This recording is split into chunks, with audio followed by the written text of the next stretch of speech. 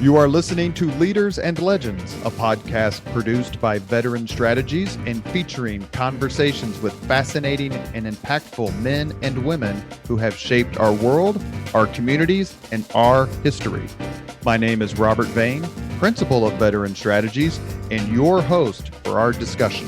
You are listening to Leaders and Legends, a podcast presented by Veteran Strategies, a local veteran public relations enterprise, and sponsored by Girl Scouts of Central Indiana, Garmond Construction, the Crown Plaza Hotel, Grand Hall, and Conference Center at Historic Union Station, the law firm of Bose, McKinney, and Evans, and the Bose Public Affairs Group, the McGinley's Golden Ace Inn, and McAllister Machinery, your friendly neighborhood Caterpillar dealer. You can find all your sales and rental equipment needs at McAllister.com.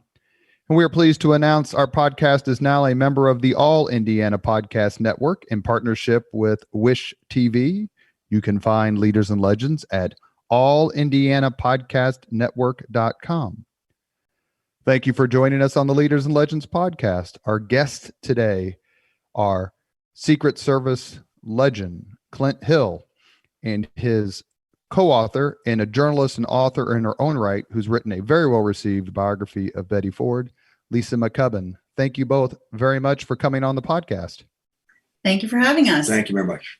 First, Mr. Hill, let me thank you for your service, not only for the Secret Service, but also in the United States military. Thank you. Appreciate that. Mr. Hill was born in 1932 and is a North Dakota. We haven't had many people from North Dakota on the podcast yet. Not that we're not open-minded. There aren't many people in North Dakota. And he graduated from college, wanted to be a history teacher, which, of course, we love here on the Leaders and Legends podcast, and was drafted in the United States Army and eventually became not only a special agent in the Army Counterintelligence Corps, but a member of the Secret Service. Started in 1958. Started in Denver, if my notes are correct. And then your first assignment, personal assignment perhaps, was guarding President Eisenhower's mother-in-law. Is that right? That's correct. I was in the Denver field office of the U.S. Secret Service. And Mrs. Eisenhower, Mamie Dowd Eisenhower's mother, lived in Denver. Her name was Elvira Dowd. And she was elderly and not too well.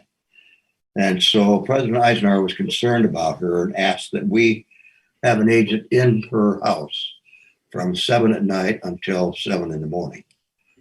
And so we would change off the agents. I was the junior agent for a while there at that time. And so I was there more than anybody else probably. And we would spend from 7 to 11, one agent would be there, and then from 11 at night until 7 in the morning, another agent would be there.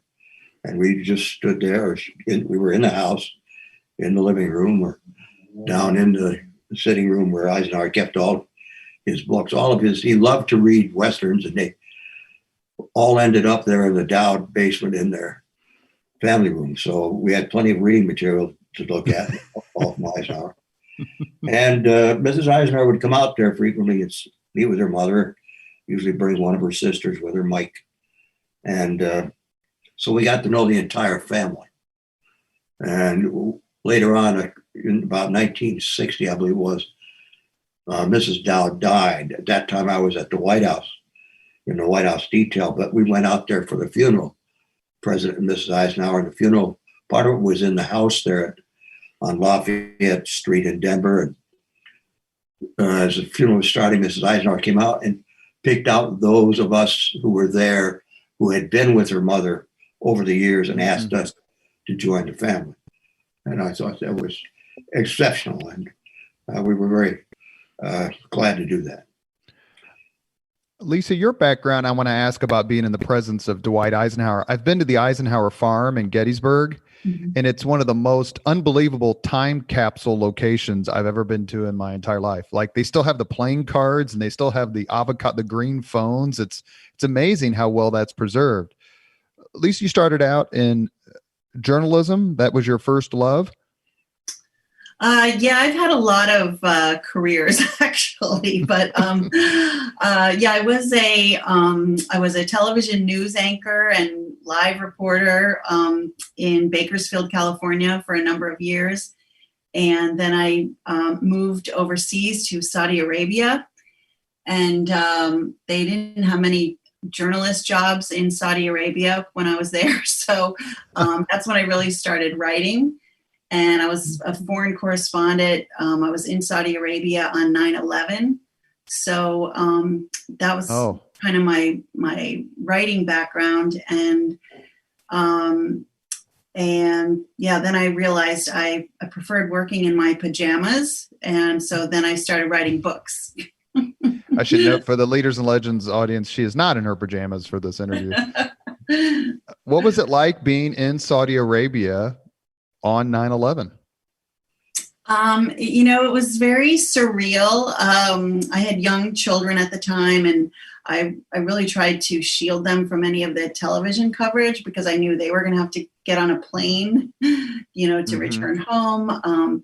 Our family was very concerned about us, but we were concerned about our family in the States. And then, once it was revealed that it was Saudis that were, among the terrorists, the hijackers, then it got kind of dicey over in Saudi Arabia, and we had to be very cautious about going out and about, and we're concerned for our own safety at times. But it was a fascinating experience. Oh, I can only imagine. We had one of our Leaders and Legends podcast guests, former governor of Indiana, Mitch Daniels, who was working in the Bush. He's now the president of Purdue University, but he's working in the Bush White House as budget director. And he had a fascinating story about being that close to the White House on that day and just how everything changed. Like the people who thought they had power in terms of like the officials become the Secret Service, and the security people then have all the power. Yes. Are you familiar? Are you familiar with that, Clint? I am. I'm very familiar with that. Yeah, things can change in an instant, and they do. And we in the Secret Service have to be prepared for that type of event, just in case. And so we plan way ahead and try and cross all the T's and dot all the I's, make sure there are no room for error, and do the best job we can. And but it's a challenge, but it's an honor too. How would you describe working with President Eisenhower, 5-star general, larger than life, probably the most famous American other than Elvis in the 1950s? Was it hard to look at him as anything other than the man who led the Allies on D-Day and beyond? Well, I suppose that was always in the back of my mind, or our minds. But he was a wonderful man to work with. He was very cooperative. He was, he had such a long military experience, which made it much easier because we gave him a schedule and said, we have to leave here at 9:00 tomorrow morning. He would be in the car ready to go at 8:59.30. You could just count on it. You didn't have to worry about that. And he wasn't a politician by any sense of it, where he did not like to go into crowds. It wasn't that type of politician. So that made it much easier for us and much safer for him. It was a pleasure to work with him. Would it be fair to say that he was in somewhat the opposite of another president for whom you were responsible, and that's Lyndon Johnson? Well, only in some respects, all the presidents I worked with, all five, Eisenhower, Kennedy, Johnson, Nixon, and Ford, the one thing they had in common was a large ego, because that's the only reason they became president, pretty much. Eisenhower's ego was not as large as some, and Ford's ego was not as large as some, but he and Eisenhower and Johnson would differ in a lot of ways. Johnson was wanted to go into a crowd, wanted to kiss the babies and shake the hands, and Eisenhower would stand back and be rather aloof and pay his respects to people because he honored them, but He didn't like to really mix like other politicians have. Kennedy liked to mix too. He liked to go into crowds. Johnson and Ike, or Nixon in some respects too. But Eisenhower was different in that respect. Easier. Mamie Eisenhower said after Ike's death that she wasn't sure she ever really knew him. Wasn't sure that anyone ever did. Well, that perhaps is true. She never called him Mr. President. She always called him General. Whenever she referred to him with us, it was the General. I thought that was rather interesting. I used to work for an Indianapolis mayor named Greg Ballard, who retired after 23 years in the Marine Corps as a lieutenant colonel, and I always called him Colonel. And sure. He and I were the only ones in the room who knew I was talking to him. When I mentioned the Johnson-Eisenhower comparison, what I was thinking of specifically, you mentioned Eisenhower really wasn't a politician, whereas Johnson, I think everyone has pretty much agreed, historians and people who worked for him, was a consummate politician, enjoyed it.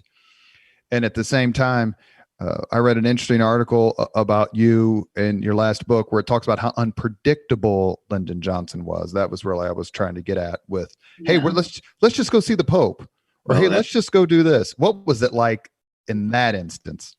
Well, that made it much more difficult, but he was that way. And one of the reasons I think he was that way is he thought that would protect him in some manner. Nobody else would know what he was going to do. I mean, oftentimes when we were at the LBJ ranch down in Texas, he would all of a sudden come out of the house, head for either the helicopter or a jet star that we had standing by right there at the ranch. And next thing we knew, we were on our way to Indianapolis or Beaumont, Texas, or someplace, and we had to really scurry with the communications to get people in line, the cars set up, and everything else, so that when we got there, they were ready to take care of. So it was a real challenge with Johnson. We're going to talk about respectfully talk about and ask about the events in Dallas in November of '63, but Johnson's behavior coming so close after the assassination of John F. Kennedy, did you just get the sense that he just didn't care? Like he didn't feel that he was less safe because of what happened then? Well, he cared a lot about his safety, a great deal.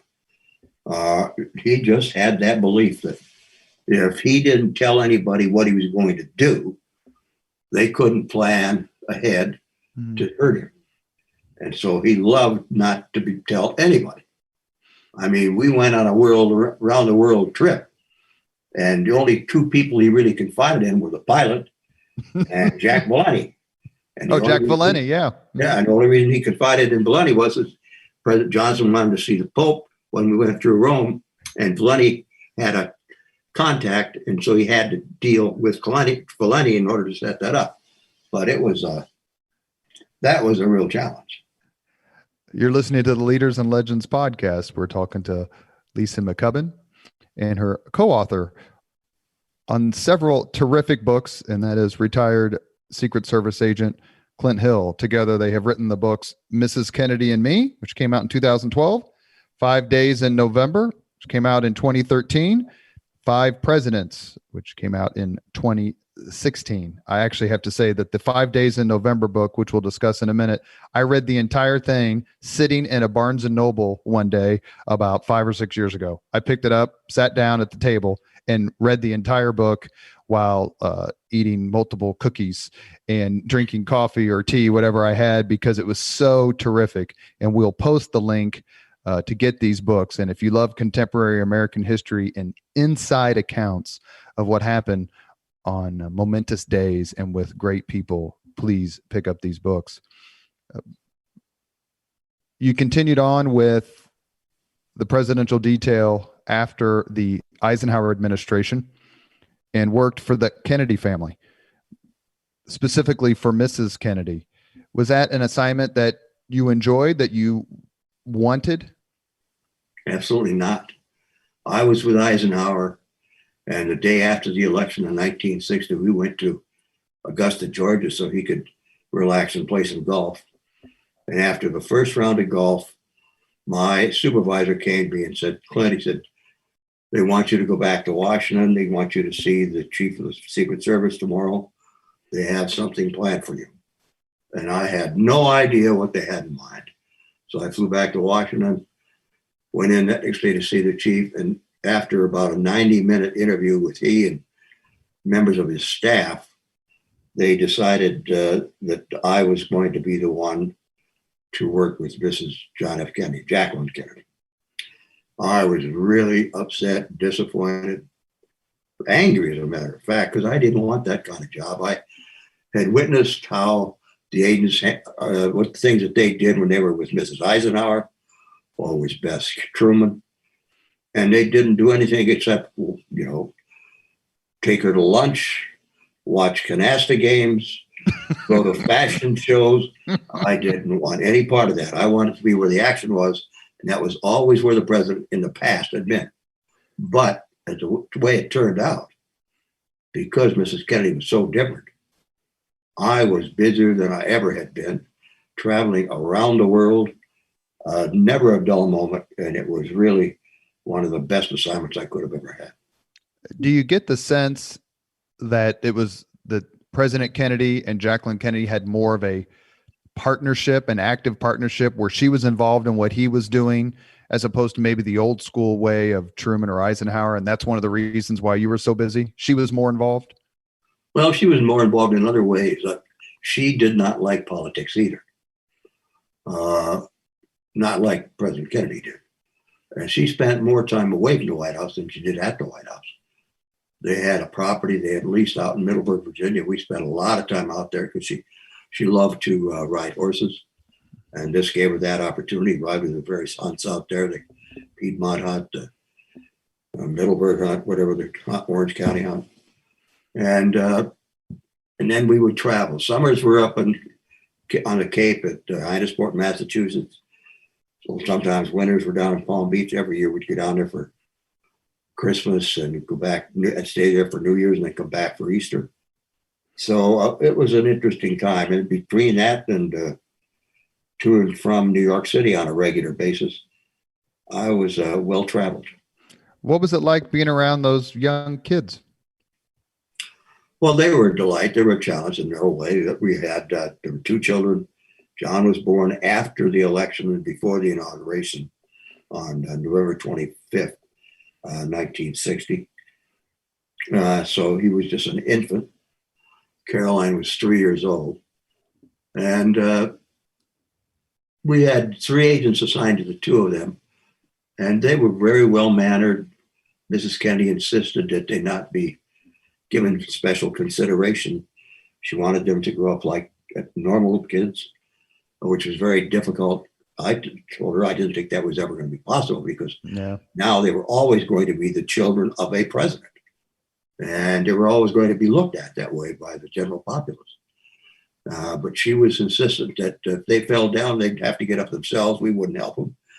That I recall one instance, young John knocked out a tooth playing on a slide, and one of the agents took him in to see the doctor, and just so happened the president came out of his office about that time. It was on the south grounds of the White House.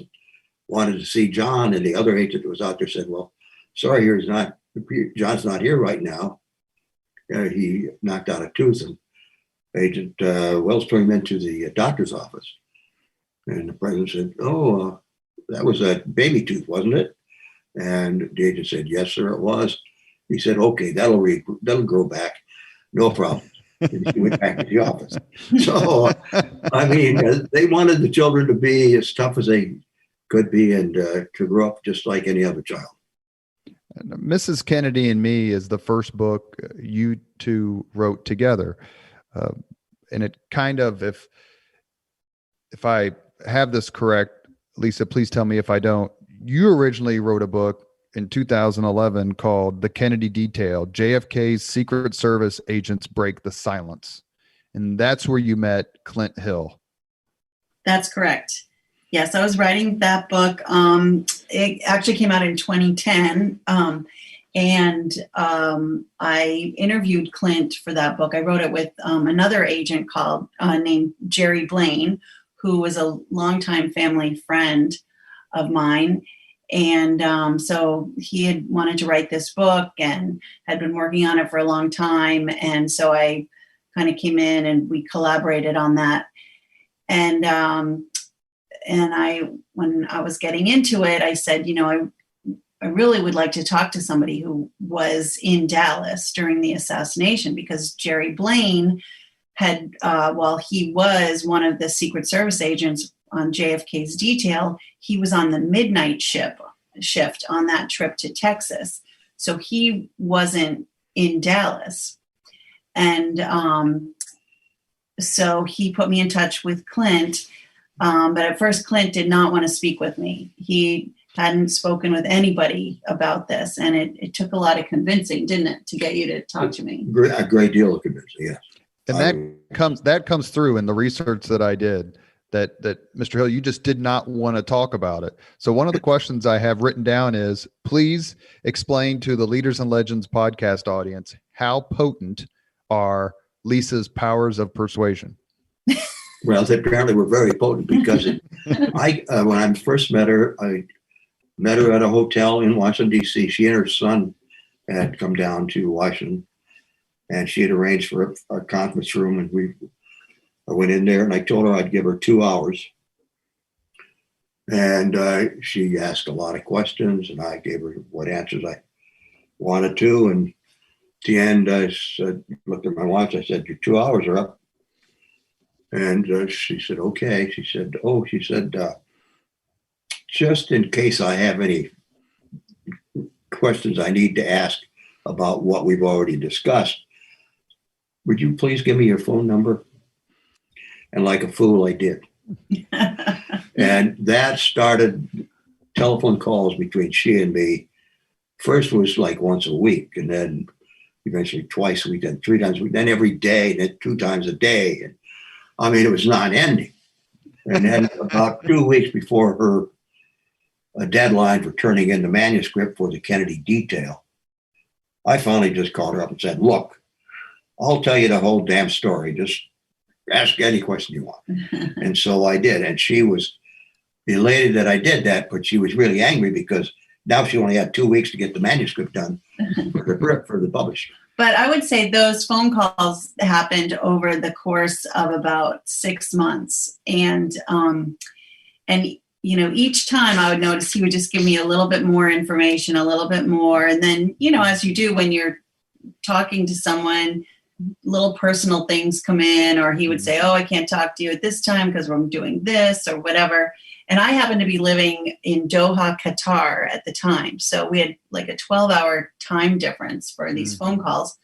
But I could really see over the course of the months, Clint just slowly becoming more open.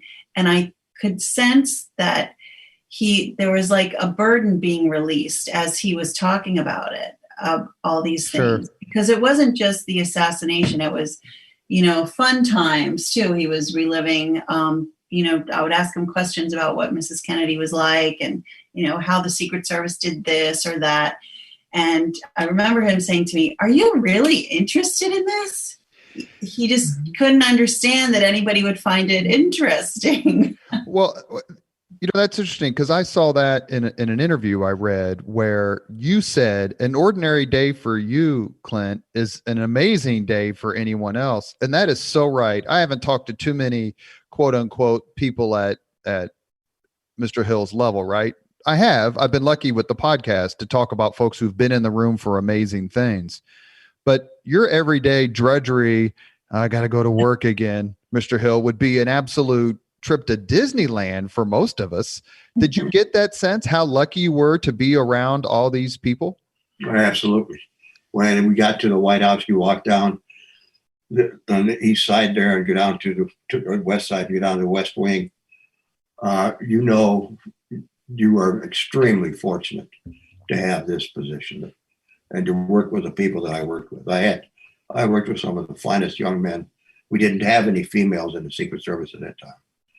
And I worked with some of the finest young men I'll ever had the privilege to work with. Almost all of us had been in the military, with a few exceptions.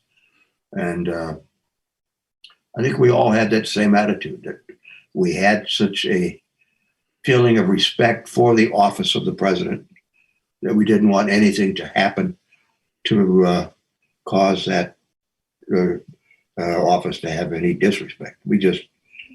We really felt it was our obligation to provide for the president as much as we could and make his job as easy as possible, because the better arrangements we could make for him to do things, the better it was for him and for the country as a whole.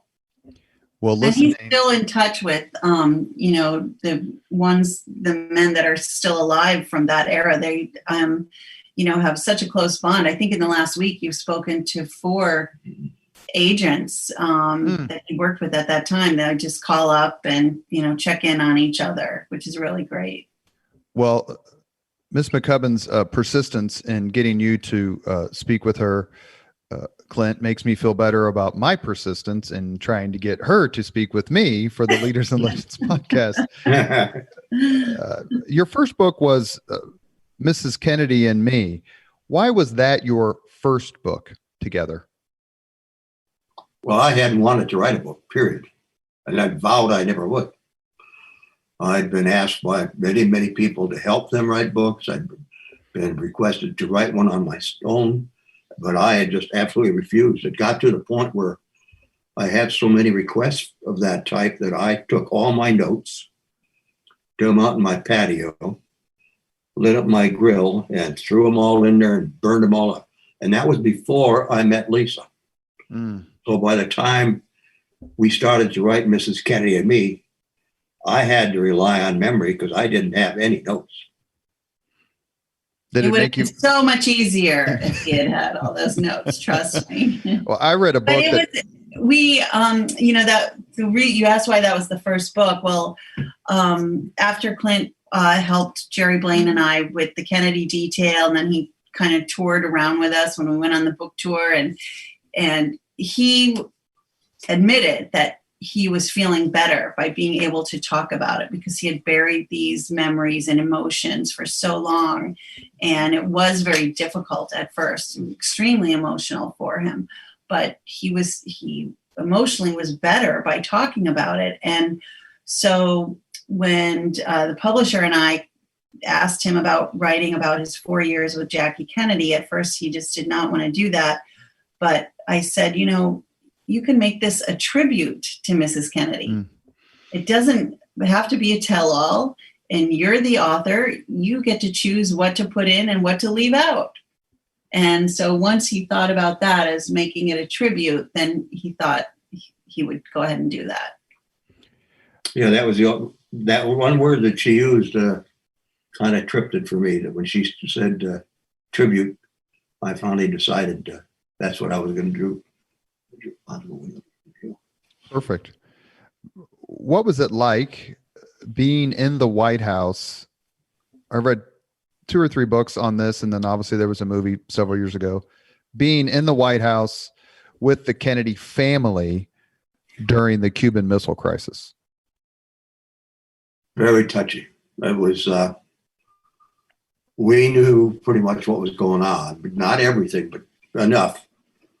And we were prepared in any event to evacuate, take the family to, if we had time, to a relocation site. If not time, relocate down into the bowels of the White House to the shelters. So it was real touchy. And at one point, the president was out on a trip. He was going to speak in Chicago, and Mrs. Kennedy and the children were in Middleburg at the place that they had leased. And a call came in from the president. He wanted me to bring Mrs. Kennedy and the children back to the White House. He wanted them there with him. And so we took them back. And then a few days later, she got authorization from him to go back out there. And we went back out to the Middleburg estate, Glenora. And I think it was on a Sunday morning. He came out there in a helicopter, and when he came off that helicopter, he was all smiles. And we knew the situation was over. There was no longer a threat to the United States by the Soviet government or the Cubans. It was a relief. So I had one instance where I had to explain to Mrs. Kennedy what the plans were, and I didn't even get halfway through the telling her about it, and she interrupted me and said, "Mr. Hill, excuse me, but this is what I'm going to do." She said, "If we get word that a missile is on its way and we have to relocate to the bomb shelter, I'm going to take Caroline and John, walk out on the South grounds holding hands, and we'll have the same result that any other American would have had." And I just shook my head. I said to myself, I said, "Well, if that's the way you act, I guess I'll just have to pick you up, throw you over my shoulder, and into the bomb shelter we'll go." Was Mrs. Kennedy, she clearly was a strong-willed, stoic woman in a lot of ways that we see from the outside, right? From the inside, is what you're telling me, and through the book, it seemed like she was determined to be a mother, to not, as you said just a little while ago, make her kids live as normally as possible, even though we all knew they couldn't. But in the instances that you had to tell her no, or did you ever tell her no?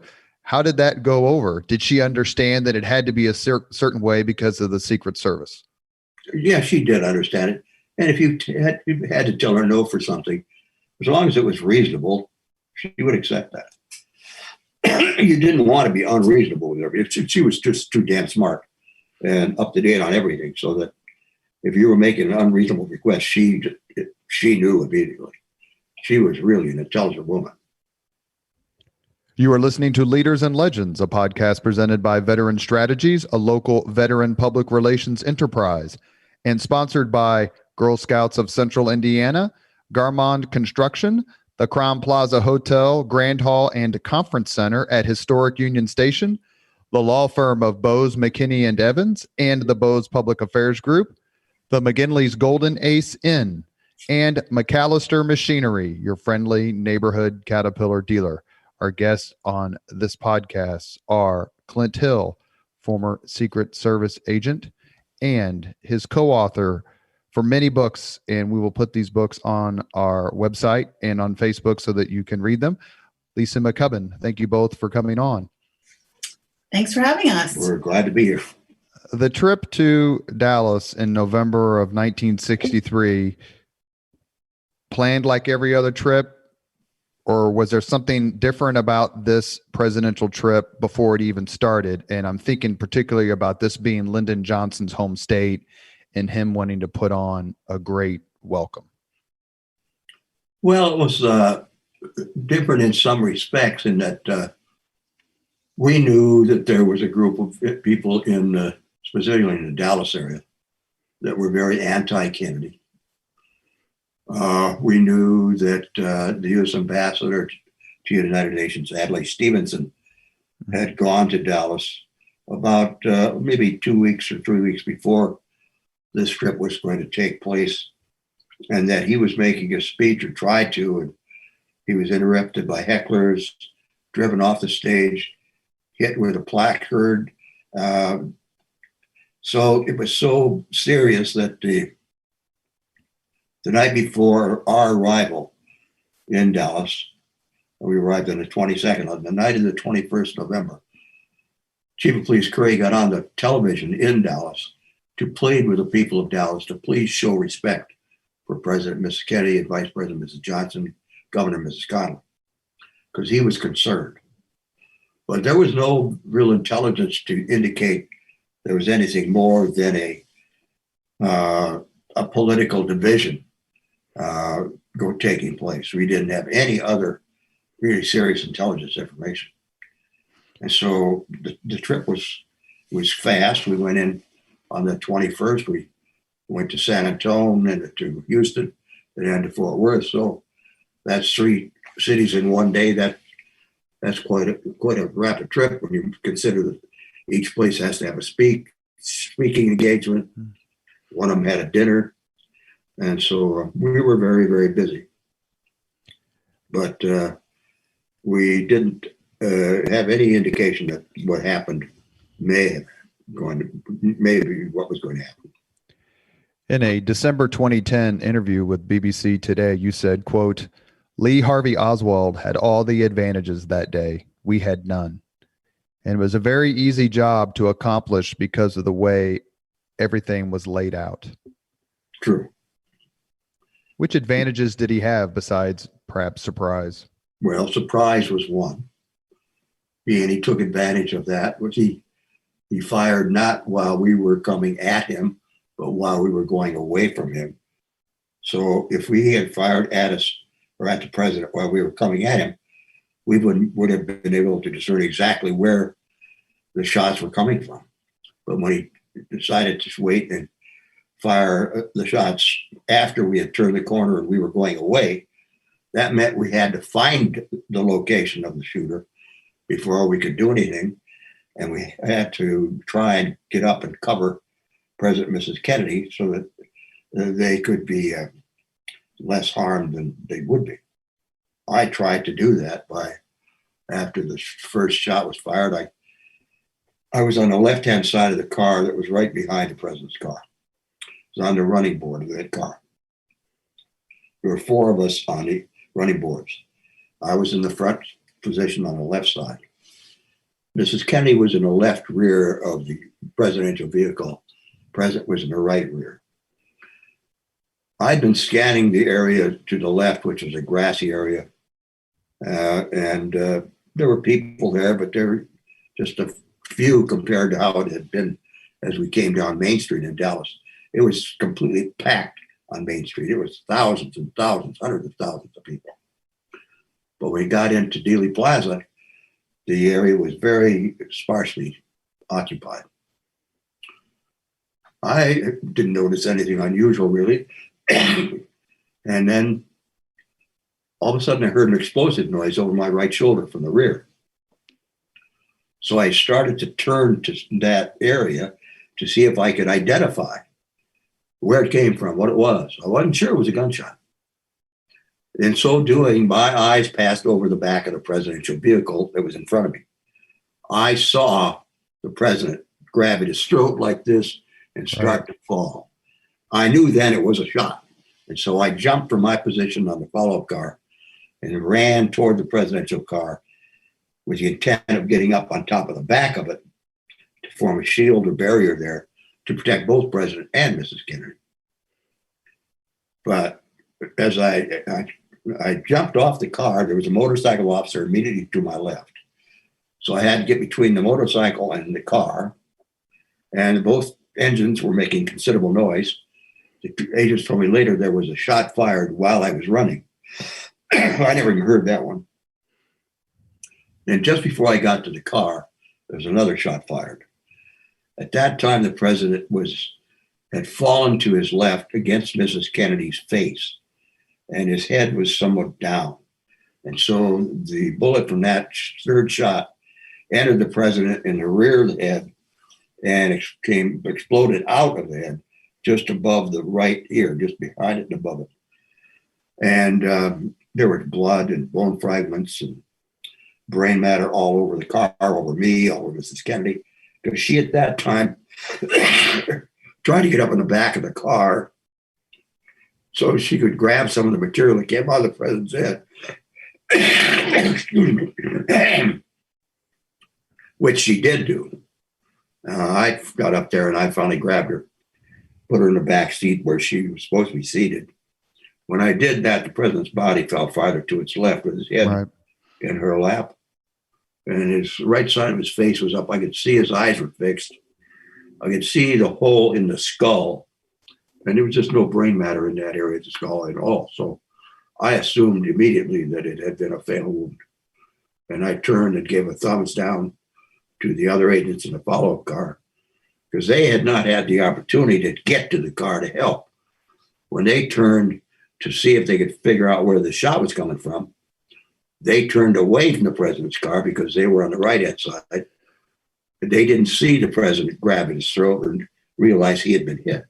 By the time they turned back, it was too late for them to do anything.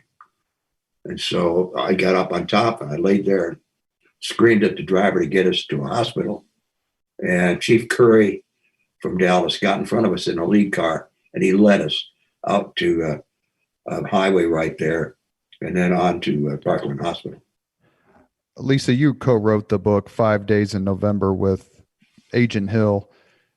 How tough was it for you not only to hear this account from a man who was literally yards, then feet, then inches away, but to get Clint to talk about it in a way that was both clinical from a law enforcement perspective and a kind of a ballistics perspective at the same time as telling a very real story that someone about whom he cared greatly had been killed, and he's looking at his charge, Mrs. Kennedy, and sees the look on her face?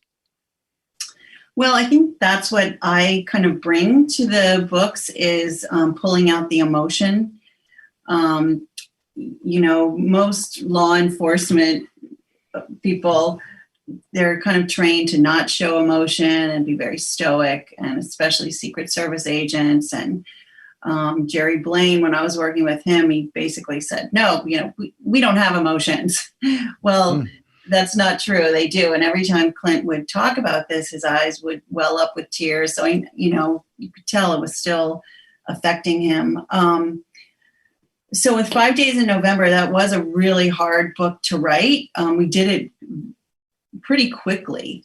And I always urge people to not get that book as an audio book. It was meant to be hard to read it in hardcover so that you could see the photographs. There are more than 170 photographs, and that's a big part of the book because I think it brings it to life. So you get the emotion of Clint telling the story, and it's written in the present tense. And that was something we decided in the middle of writing it, because as he would tell me these stories, as he would talk about it, it was almost like he would go into a trance in a way, and he was putting himself back there, and he would speak in the present tense. And so I remember calling up our editor at Simon & Schuster and saying, I think we need to do this in the present tense. And it turned out it's just so compelling because you feel like you're right there with him, and it's written as he's going through it, and he doesn't know what's going to happen next. So it's written without the value of hindsight in a way. So you have that feeling of not knowing what's coming next, even though you do. You're absolutely right about the pictures. The pictures are terrific. And it just takes you back to that time, and it's just heart-wrenching. So I think we're so fortunate that Clint did decide to share these stories with the world, because that history would have been lost had he not. And he has such a close insider account that few other agents did, just because he was so close to Mrs. Kennedy. One of the things that was brought out in the Warren Commission's findings was the fact that there were no bodyguards stationed on the presidential limousine itself. But there was a specific, very powerful reason for this, Clint, and that reason is? The president had been on a trip to Florida the previous weekend. One of the stops was in Tampa, and the motorcade was 26 miles long. And so rather than and it was warm and humid. So rather than have the agents run alongside the presidential car, the advance agent requested that they get up on the back of the car, which there were little platforms there for us. Mm-hmm. We needed to stand there, little handholds on the trunk, and remain there for the 26 miles to intervene in the event that's necessary, rather than run. So about halfway through, the president noticed this, and the crowd had dropped off a little bit. And so he reached forward and tapped the supervisor agent who was in the right front seat on the shoulder and said, "Floyd," he said, "will you get those Ivy League charlatans off the back of my car, please?" So we didn't even know what the hell he meant by Ivy League charlatans, but we knew what he meant by get off the back of his car. And so the word went back. It came back to us, or to the agents, and they got off the car. And then At the end of the motorcade, the president came to the supervisor agent and the advance agent and said, look, I'm running for re-election in 64.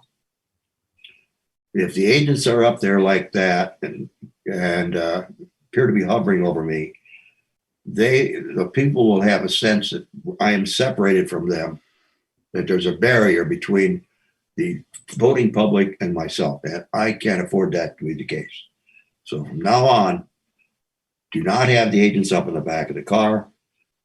Unless it's an absolute emergency, don't have them that close to me at all, And so that's the word that went out. And when it came to Dallas, that was the word we were going to live by. Now, during the motorcade that day, I had gotten up on the back of the car a number of times coming down Main Street in Dallas because it was so packed with people. And the driver of the presidential car was keeping the car to the left-hand side of the street, keeping the president, who was in the right rear, away from the crowd on the right. But that put Mrs. Kennedy right up next to the crowd on the left.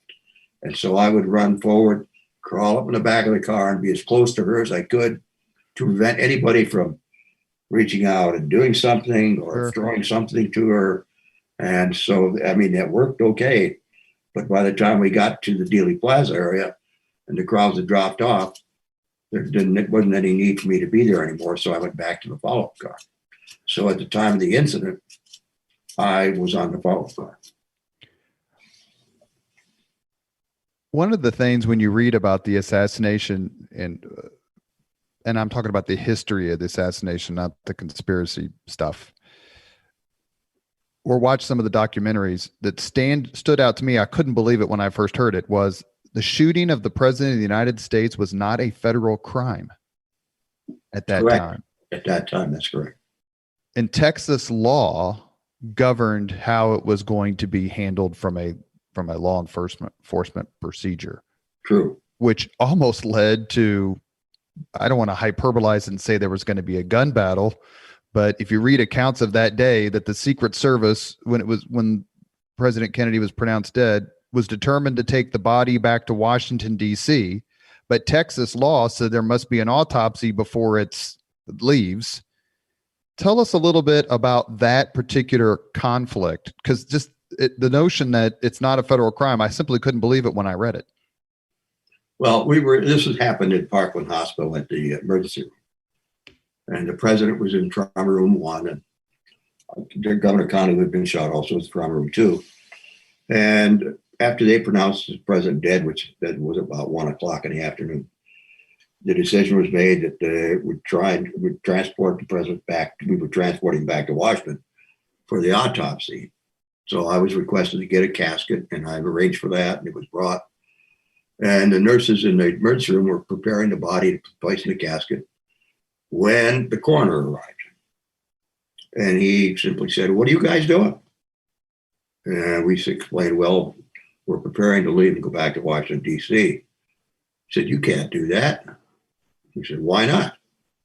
"Because the Texas law says anybody who's a victim of a homicide must have their body autopsied before they can leave the hospital." Well, we said, "How long is that going to take?"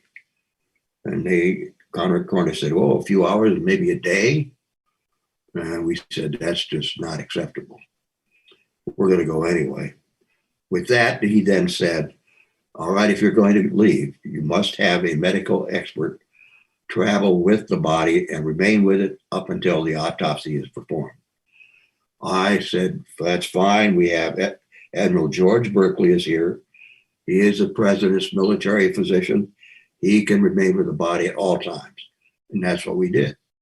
The nurses prepared the body, placed it in a casket, took the casket out, placed it in the hearse. Admiral Berkeley went out, got in the back of the hearse with the body and in the casket. And he was sitting there beside the casket. Mrs. Kennedy came out to get in. I said to her, "We could get in this car right back here, Mrs. Kennedy." And she said, "No, I'm going to ride in the back with the president." So I opened the door, helped her get in, and then I climbed in right behind her. So it was a little bit crowded in the back of that hearse. A casket, Admiral Berkeley, Mrs. Kennedy, myself. And we were taken then to Air Force One, which was at Love Field. And my understanding is the handles had to be broken off the casket because it wouldn't fit in the door. And that's correct. We carried it up the stairway to the rear of Air Force One. The engineers had removed some seats to make place for the casket to be located. But then we tried to get it through the door to entrance. It was just slightly too wide because of the handles. So we tore the handles off, got it into the rear of the aircraft and set it down where the engineers had made the arrangements for us to place it. And Mrs. Kennedy sat in that same general area and remained with it during the entire trip. How did you handle your emotions and all these frustrations? You're dealing with the coroner, and now you have to find a casket, and the casket won't fit in the plane. I mean, just it's one thing after another after this enormous personal tragedy. Is it just a matter of this is where your professionalism goes into hyperdrive as a Secret Service agent? Absolutely does, because you can't let your emotions get the best of you. You have to put that aside. There's time for that later. Not now. Now is not the time to mourn, grieve. Now is the time to get the job done. And that was our attitude. It was at the hospital, if I remember correctly, they received a call from President Kennedy's brother, the Attorney General, Robert Kennedy. Yes, in the midst of everything, the Attorney General had called and he asked for me. So I got on the phone. I was on the phone at the time talking to my boss at the White House. And the operator interrupted and said, Mr. Hill, the Attorney General wants to talk with you. And so I said, okay, thank you. And I said, yes, Mr. Attorney General, what can I do for you? He wasn't real sure what had happened down there. So he said, Clint, he said, what's going on down there? I said, the president's been shot, governor's been shot. We're at Parkland Hospital. They're doing everything they can. And he said, well, how bad is it? Because he didn't realize how serious it was. And I didn't want to tell him that his brother was dead. So I said, it's as bad as it can get. And he just hung up the phone. So that's how he really found out that his brother had been killed. Describe to us, please, on the Leaders and Legends podcast, we're with former Secret Service agent Clint Hill and his co-author Lisa McCubbin for best-selling books about Agent Hill's time in the Secret Service. It seems that the Air Force One situation on the flight back, both on the tarmac in Dallas, Love Field, and the flight back was somewhat chaotic. Is that a fair description, or was it more solemn and stoic? Well, it was before we took off, the Vice President Johnson, before he was sworn in, had contacted Washington to see whether or not he should be sworn in there or to get to Washington. And they had recommended he get sworn in there. They said that would require a federal judge. We had to find one. We did. And it was a recently appointed female federal judge. They brought her on board. She swore him in. You'll see pictures of that. If you see pictures 5 minutes before the swearing in, you'll see that whole compartment has different people in different positions. By the time the swearing in took place, all the politicians had managed to get in close up around President Johnson and Mrs. Kennedy. All the military leaders had been moved out. So, I mean, it was, from that sense, it was a little chaotic, not too bad. Because they wanted to be in the picture. They wanted to have that as, Well, you mentioned Jack Valenti in that famous picture where Johnson's taking the oath. Valenti's like poking his head out from behind somebody because he wants to see what's going on, which I guess is a reasonable reaction. Because he ended up a good position at the White House. That wasn't so bad. And then the flight back, it was really rather quiet the whole flight. The only thing that was going on was the general. The Army general and the Navy admiral had a difference of opinion as to where the autopsy should take place. The Army general wanted it at Walter Reed Army Hospital. The Navy admiral wanted it at Bethesda Naval Hospital. And they hadn't really decided But they forgot one thing. They forgot to ask Mrs. Kennedy what she wanted. Right. So she made the decision. It's going to be at Bethesda Naval Hospital because Jack was a former Navy officer. That's right.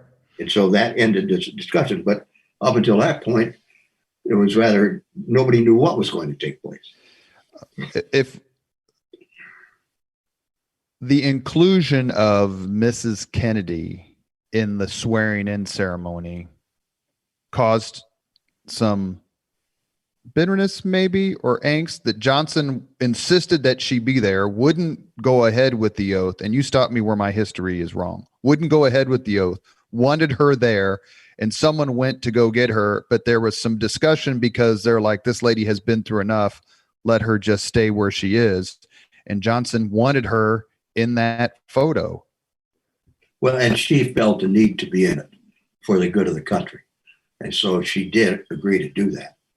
The only thing she didn't agree with, they wanted her to clean up, change clothes if possible, because her pink suit was covered with the president's blood and her legs were covered with blood.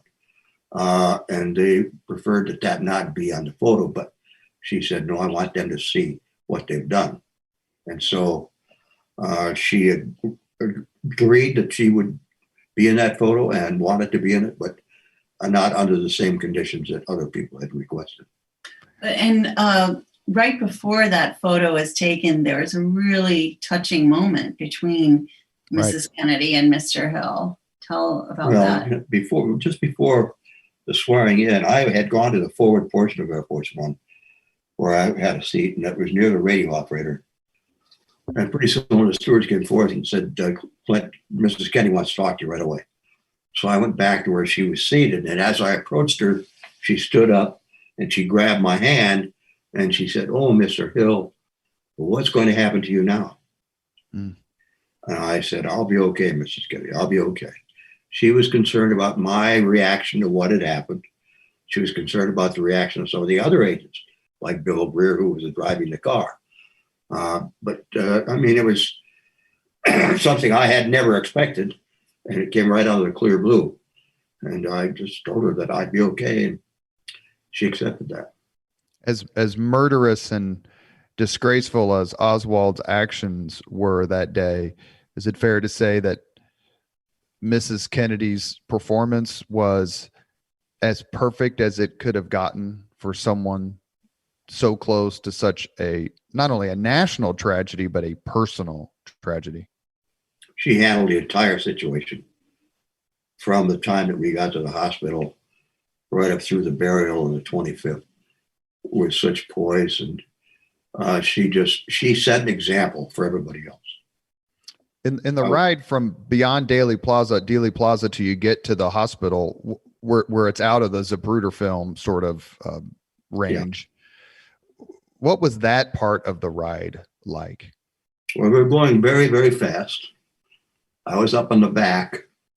I had wedged myself in up above the back seat.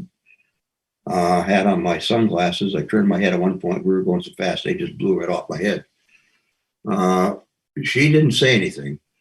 She initially had said, oh, Jack, what have they done? What have they done? I love you, Jack. And that was about it. And then when we got to the hospital, we were trying to move the president from the car. First, we had to move the governor because he was sitting in the jump seat, which was right in front of President Kennedy. His back, the back of his seat, was right up against President Kennedy's knees. So we couldn't do anything to move the president until we moved the governor. And so we did. And then when we were going to move the president, she had hold of the body and wouldn't let go. And so I pleaded with her. I said, please, Mrs. Kennedy, let us help the president. I got no response whatsoever. So I said it again, nothing. So I'd been with her a little over 3 years at that time. So I knew her pretty well.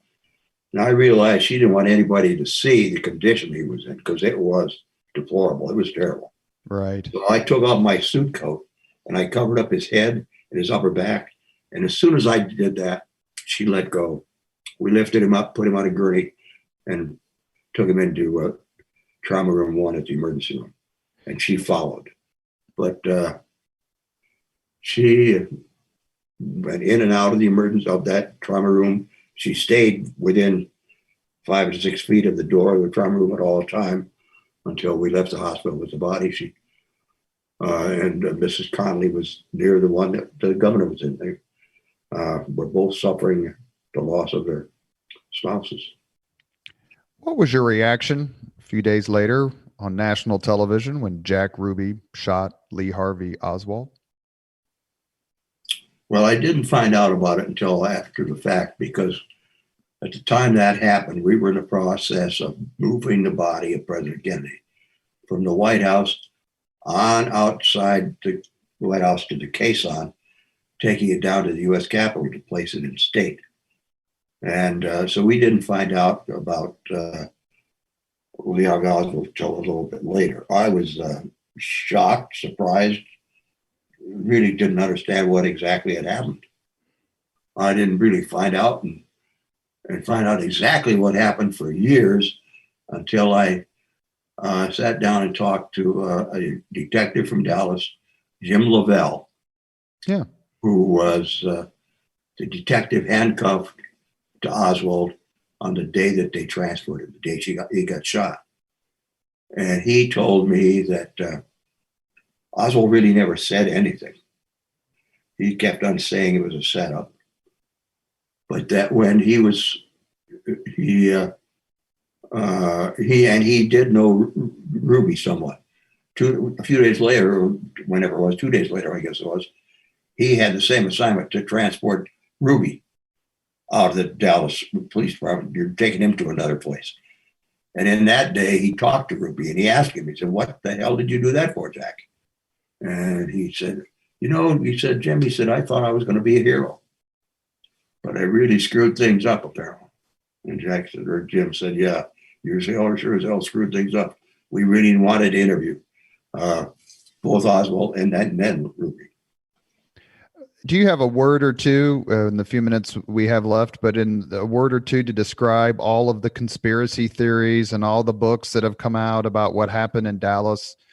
How does that affect you personally?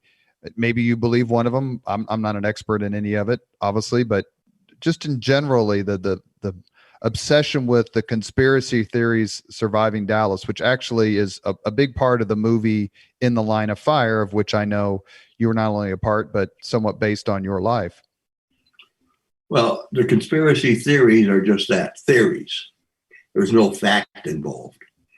There's one, almost every day you hear a new one. There's none of them that are reliable or have any information that is close to being correct. So the biggest mistake of all, I guess, was when Oliver Stone made that movie, JFK, and he did a disservice to this country by having it say the things that it said and the things that he alleged. I have Jim Lavelle again. Jim was a member of the Dallas Police Department. He had retired, I guess, and when Stone was doing the movie, he had been contracted as a consultant. And at one point, Jim told me that he had gone to Stone and said, "Look," he said, "Oliver," he said, "the things you're doing, they're not actually true. That's not factual." And Oliver said, "Hey, Jim, this is a movie. We can do it any way we want to. We don't have to stick to the facts." And that's exactly the case. You actually just anticipated my next question. My next question is, what do you think of the movie JFK? So I'll skip that one. Lisa, as the author, as the co-author, as the journalist talking to Clint, as he's relating these stories and these personal memories, can you think of one or two things that surprised you? Many, but probably the first thing that astonished me was when I was writing my first book called The Kennedy Detail, that none of the agents had ever talked to each other about the assassination. They went through this horrible tragedy and they buried it inside. There was no counseling for them. There was no time off.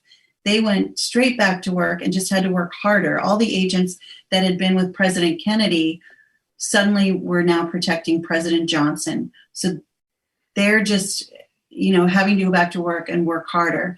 And some of them left the Secret Service shortly thereafter. Many of them stayed. And in all those years, the anniversary of the assassination would come up, and they just never talked about it. They didn't talk about it until we started writing this book in 2010, and Discovery Channel did a documentary where we took Clint and Jerry Blaine and Wynn Lawson and Paul Landis and a couple of others back to Dallas. And they were in the sixth floor museum. Now it's called the Sixth Floor Museum, the Texas School Book Depository. And they talked about the assassination together for the first time. And it wasn't that they weren't allowed to or anything like that. They said it was just too damn painful.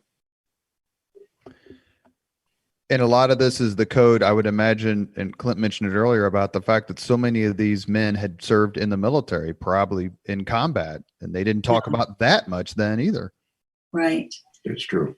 So, but once they all started talking about it and they realized, wow, you felt the same way I did. They all, even the ones that weren't there in Dallas, one of them was one of the children's agents, and he was in Washington with Caroline, and he heard it over the radio that the president had been shot.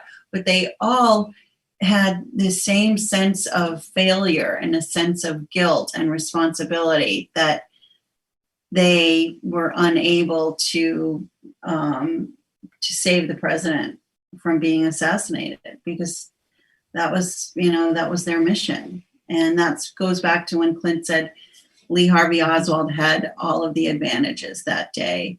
There were so few of them at that time. Their communications were hand signals and, eye contact. They didn't have the kind of manpower that was necessary that, what they have today. It was just a different time. And you had the president riding in an open top car. I was just getting ready to ask that. Is that a situation where the logic of the situation, the logic of the route, no bubble on the car, and I encourage everyone listening, please go to the Henry Ford Museum, which is where the car is. Not only is it a terrific museum, but they've got the car there. They actually have the car also too that Ronald Reagan was trying to get in when he was shot. And just look at that car, and it transports you, no pun intended, back to that day, back to the film, back to the pictures at Love Field. But given the logic of the advantages Oswald has, there's just probably not enough of that to explain away and dissipate the emotion of the loss. Yeah, I mean, it was something that the entire world kind of went through all at once. It was the first time that television news stayed on the air constantly. And it was just round the clock news. And so the whole world, well, and at least the United States, everybody was tuned to their television. So they were experiencing what was going on those 5 days in November, or at least, after the assassination, at the same time. Never would that happen again. Now we have so many different media outlets, but there were 3 television stations, and they were all on, and everybody experienced the same thing at the same time. And it was just this sense of mourning, wasn't it? Very true, yes. It never had happened before. This is really unusual. No commercials, strictly. There were just hour after hour after hour of news reports. And that went on for days. And people just couldn't believe that this had happened. And I think that's what started the conspiracy theories, is people couldn't wrap their arms around that one person could have done this. Yeah, one person acting alone. They didn't think it was possible. But if you check history, almost every one of the assassinations is exactly the same way. Even attempts, like the attempt to assassinate the congresswoman from Arizona. It was a single individual, not an organization, just one guy. Gabby Giffords, is that right? Mm-hmm. I mean, and this is the case in so many of these things.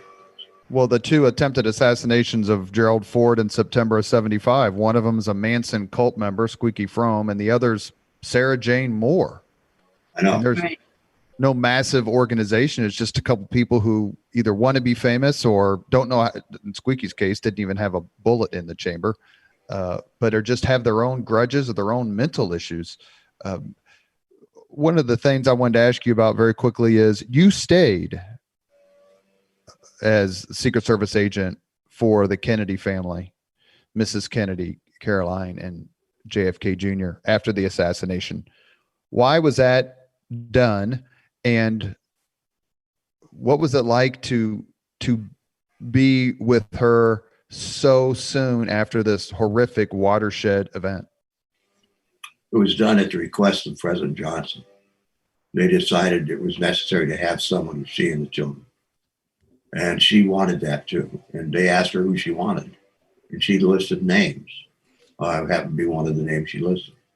And I stayed with her and the children until the following November 1964, when I returned to the White House and went back in the White House detail. President Johnson was in office.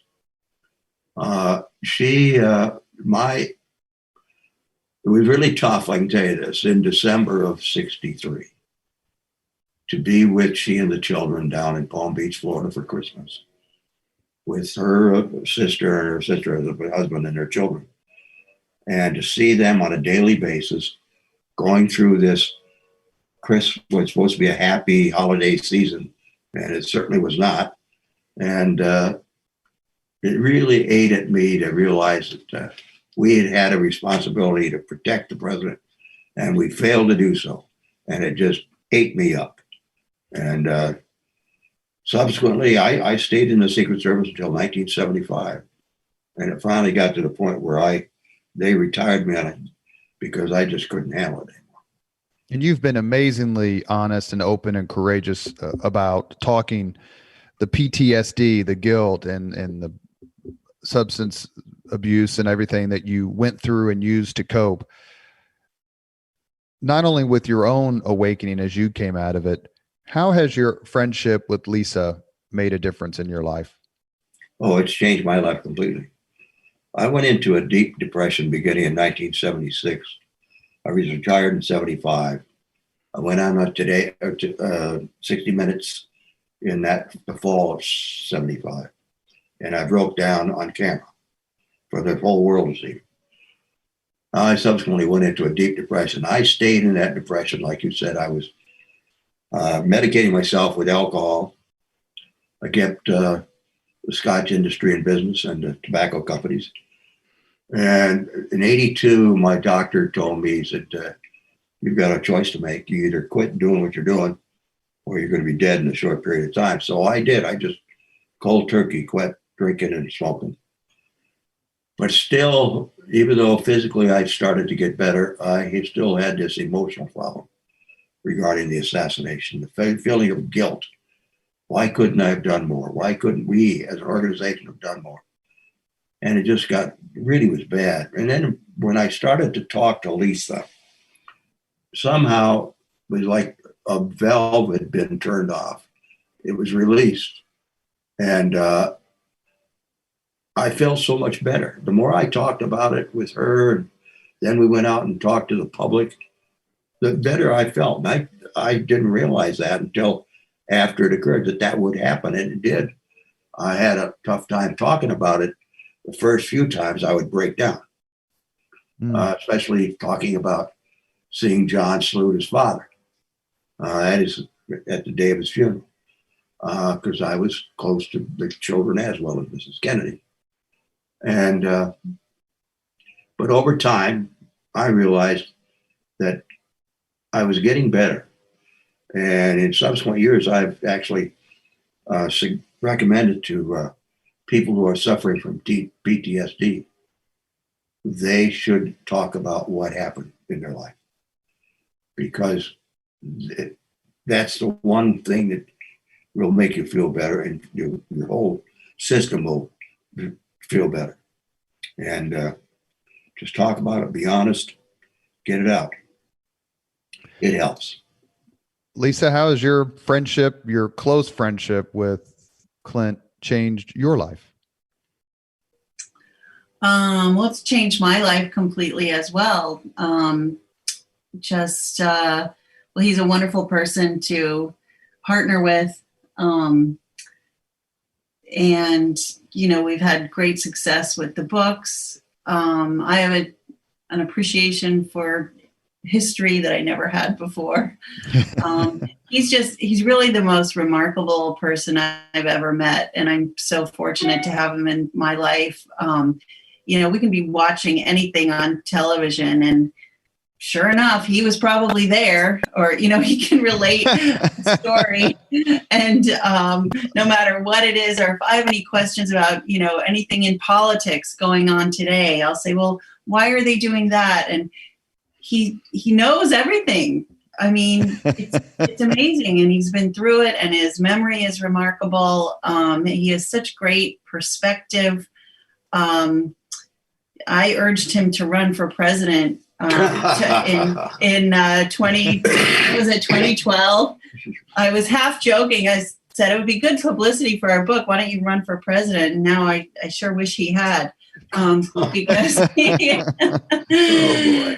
But anyway, he's changed my life, and we're all better for it. One historical event, Clint, you were at, if my research is correct, is the departure by Richard Nixon off the lawn of the White House after the resignation speech, and the next day, August 9th, 1974. What was that like? And given you obviously had met, or I'm assuming you met or knew Nixon when you worked for Eisenhower, Nixon loses a close election to Kennedy. They clearly were pretty strong political enemies. 8 years later, Nixon comes back, wins, and many people think he would have lost the presidential election in 1968 if John F. Kennedy's brother Robert hadn't been assassinated. And we actually had Indiana's campaign manager for Robert F. Kennedy on the podcast, a fellow named Mike Riley, who just recently was deceased. Your association with Nixon, to see that event, that seminal event in kind of American political and legal history, could you just not believe the journey of your life going from Eisenhower to Kennedy to Nixon and then the resignation? Well, I really didn't realize the journey of my life until way after I retired from the Secret Service. At that time in 1974, when Nixon resigned and made his final speech to friends and members and staff there at the White House, I was there. I was at that time the assistant director of the Secret Service. My responsibility were all protective activities. And so I had agents with President Nixon and continued with him after he left office. It was a shame that things developed the way they did. But I've always said that Nixon was his own worst enemy. His attitude had changed such when he came into the presidency in 1969 when he was sworn in, as opposed to how he had acted as a vice president. He apparently became very vindictive, and because of the loss in 1960 and then the additional loss and humiliation of losing the governorship to that round in California. I mean, he after that, he hated the press. He made out an enemies list. He did everything wrong, and it was his own doing. And it was really a sad occasion that it came to that. That here, this man that he had really was a vice president. He did a fantastic job, especially in foreign relations over in the Soviet Union, for example. You can check that out. He did a remarkable job. But then to come back in 1969, take the oath of office, and from that point on, it was all downhill. Well, with the perhaps salt in the wound irony that it was Kennedy's magnificent performance during the Cuban Missile Crisis that so rallied the country around the Democratic Party and boosted the candidacy of Pat Brown, who was Nixon's opponent in that 62 gubernatorial contest.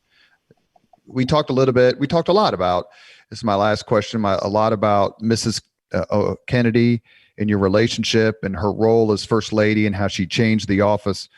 But Lisa has written a book about another First Lady who had as much courage as anyone who's ever sat in that White House, and that was Betty Ford. She was honest about her health. She was honest about her addictions. Clearly, she and Gerald Ford were a phenomenal, unbelievable love story. Lisa, you wrote a book about Betty Ford, came out in 2018. Just please take a minute or two. What was it like to write about her, and what are your impressions of Betty Ford? And maybe you too, Clint, because you knew her as well. Well, she was a remarkable woman. She was thrust into that role. She didn't want it. Her husband didn't want to be president. She went in the span of something like 9 months being a congressman's wife, a little known congressman's wife, thinking that they were going to retire and go back to Michigan. So in the span of 9 months, then all of a sudden she's First Lady and she's in the White House. And this is not what she wanted to do. And then 6 weeks after becoming First Lady, she finds out she has breast cancer, and she shared that with the world and changed women's health care forever. That's right. Just by being open about that. I wish I had known her. I think we would have been good buddies. She just seemed like she had a great sense of humor. I got to know her daughter, Susan Ford Bales, very well. Susan and I have become close friends from writing this book. Susan was very generous with sharing memories of her mother and what that time period was like. So that was, a fantastic experience as well. Just, it was very different than working with Clint because Betty Ford died in 2011. And so I didn't have the chance to know her and talk to her personally. And so, trying to tell her story through people who knew her is very different than being right there with the person. But it was a great experience. And so it was the first comprehensive biography of Betty Ford, and I'm really proud of it. And it's a very inspirational story. So I do recommend it as well. Well, we're going to make sure people know about it. Clint, you knew First Lady Betty Ford. Would she have liked to hang out with Miss Lisa? Oh, yes. She was a fantastic female woman, just a great gal. Different from almost anybody else that had ever been as First Lady. Tough as nails. Knew exactly what she wanted. When they asked her, just setting up the White House for she and the president and the family move in, they asked her which of these bedrooms she wanted because in the past, the First Lady had always had her own separate bedroom. She said, no. President and I are going to sleep together in that room, and they were all kind of shocked. Yeah, it was like a scandal that they were going to sleep together in the same bed. Like Laura and Rob Petrie, they were supposed to be in exactly. I mean, she was just one of a kind, and she was really a great person. And that was two shocking transfers of power within 11 years of each other. Assassination in 63, resignation in August of 74. And the country handled, and the families who came in, the Fords were an amazing family.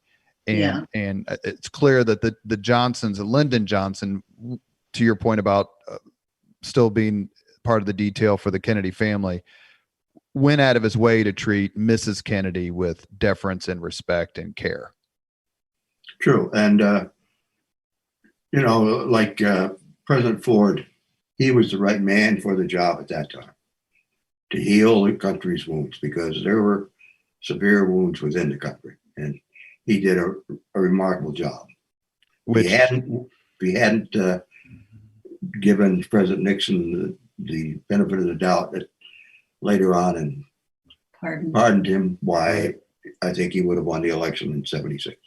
In which we should acknowledge that incoming president Jimmy Carter in his inaugural address in 1977 made this beautifully classy statement about thanking Gerald Ford for all he had done to heal the United States.